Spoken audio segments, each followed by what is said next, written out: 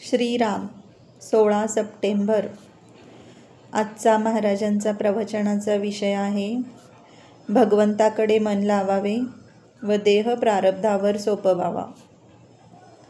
खरोखर प्रारब्धाचे भोग कुणालाही टळत नाहीत। प्रारब्धाचा संबंध देहापर्यंतच असतो, मनाशी नाही। देहात सुखदुःख प्रारब्धाने मिळते। दुःख कोणालाही नको आहे, पण ते येते। सुखाचेही तसेच आहे। प्रारब्ध म्हणजे कृतकर्माचे फळ। हे चांगले वाईट असू शकते। सुखाचे भोग आले तर माणसाला काही वाटत नाही, पण दुःखाचे प्रसंग आले की मनुष्य म्हणतो, मी देवाचे एवढे केले, मी अमक्या अमक्या सत्पुरुषाचा आहे, मग मला असे दुःख का भोगावे लागते? पण त्याला हे समजत नाही की हा सर्व आपल्याच कर्मांचा परिणाम आहे। त्याला देव किंवा संत काय करील? समजा आपल्याला काही पैशांची जरुरी आहे आणि आपल्या ओळखीचा माणूस किंवा अगदी जवळचा नातेवाईक एखाद्या मोठ्या बँकेचा मॅनेजर आहे, पण आपल्या स्वतःच्या नावावर बँकेत जर पैसे नसले तर तो काहीही करू शकत नाही। फारच झाले तर तो आपल्या स्वतःच्या खिशातून काही पैसे देईल। त्याचप्रमाणे आपल्या प्रारब्धात जर सुख नसेल तर ते कुठून मिळणार? संत फार तर जरुरीप्रमाणे आपले दुःख स्वतः सोसून आपला भार हलका करील इतकेच। म्हणून आपल्या प्रारब्धाने आलेल्या बऱ्या वाईट गोष्टी देहाने भोगाव्या आणि मनाने भगवंताचे स्मरण ठेवावे।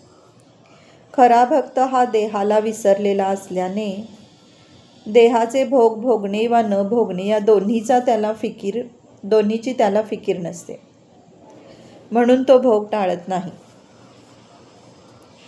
मनुष्याच्या देहाच्या अवयवात जसा कमी जास्तपणा असतो, त्याचप्रमाणे मनुष्याचे विकार आणि गुण पूर्वजन्माच्या संस्काराप्रमाणे म्हणजेच प्रारब्धाप्रमाणे कमी जास्त प्रमाणात येतात। आपल्या देहाला होणारे भोग आपल्या कर्माचेच फळ असते, पण ते अमुक कर्माचे फळ आहे असे कळत नसल्यामुळे आपण त्याला प्रारब्ध असे नाव देतो। जगातल्या घडामोडी जशा चालतात तशाच आपल्या सर्व गोष्टी प्रारब्धानेच चालतात।